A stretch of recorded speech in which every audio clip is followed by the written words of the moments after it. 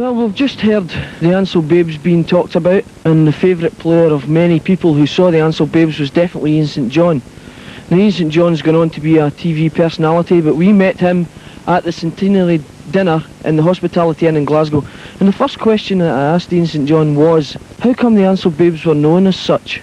Well, they were Ansell Babes because Bobby Ansell brought all the players together, and we were Babes because we're all in nappies. Now, we were all very young.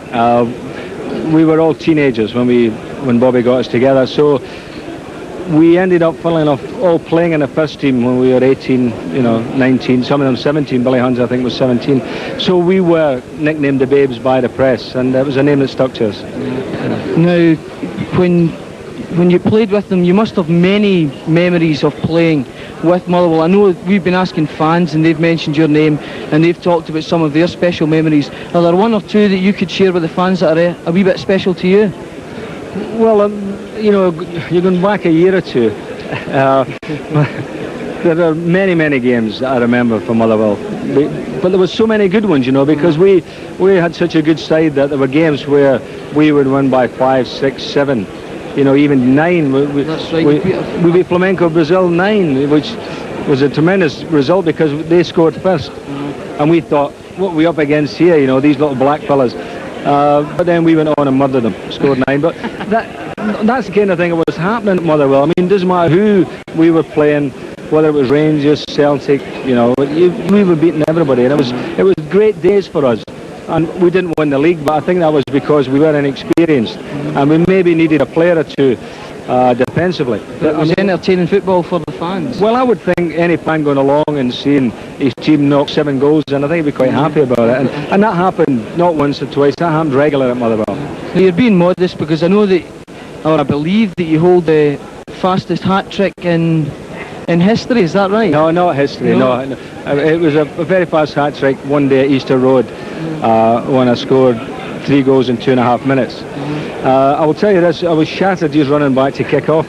And the boys would say, don't score another one. Because we'd score and run away and then they'd kick off and we'd score and run back. Right. But that was a great, because we were down at the time and we ended up winning the game. Right, that's right. I was just reading about that earlier on today.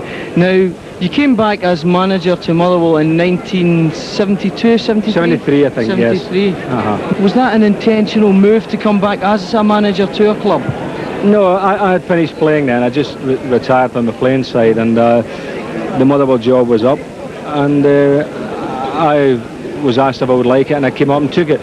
And I must say this, I had only a year and a half at Motherwell, but I enjoyed it. It was terrific. And Ian Livingston was a great chairman to me. And I think I made a mistake leaving. I should have stayed on. And I went down south again. But had I hung on, I think, at Motherwell, who knows, we might have had, good things in the offing. But I did leave too early. I have a personal bone to pick with you because yes. I was a ball boy there when Bobby Howe was the manager, and you were the man who replaced Mr. Howe. And suddenly I found myself out in the streets. Why? Oh, I can't. I don't know. A ball boy fired from duty. I sacked you as a ball boy. Well, you were 28 at the time. I mean, I thought you were too old for a ball boy. Well, you're probably right. Couldn't run, couldn't catch a ball. You were tripping over your hair as well. So you were no use to me. So, well, that's... I'm sorry, but the ball boys never get paid, did they? No, we got tea and biscuits at half-time and bathing in the dirty water left by the visiting team. Oh, a few biscuits. Yes, a few biscuits, a few cups of tea. One more question that I'd like to ask you is, now that you're obviously nationally known with your television spot on a Saturday at lunchtime, do you still have time to follow? Do you still follow Motherwell as a Scottish team? Yes, I do. See, Motherwell are my team. I'm a Motherwell boy, born and bred in Motherwell, played for the club, managed the club.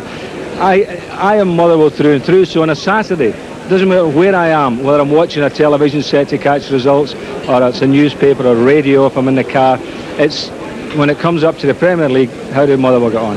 And last week when the Rangers result was fantastic. It was. It was a great result. So always listen to the Scottish results for Motherwell.